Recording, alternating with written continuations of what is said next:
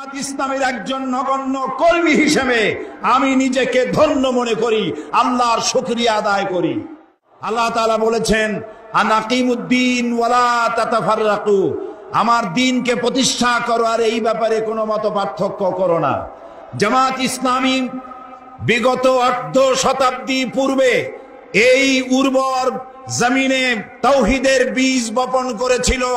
সেই বীজ থেকে চারা উদ্গত হয়ে সেই চারাটি আজ শাখায় প্রশাখায় পত্র পল্লবে ফলে ফুলে পরিশোভিত হয়ে বিশাল মহিরুহে পরিণত হয়েছে।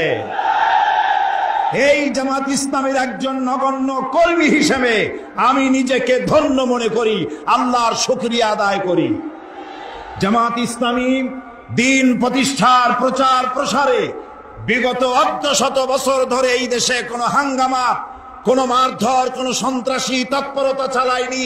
একটি বাস, একটি গাড়ির একটা গ্লাস ভাঙেনি, মারধর করেনি, হাঙ্গামা করেনি।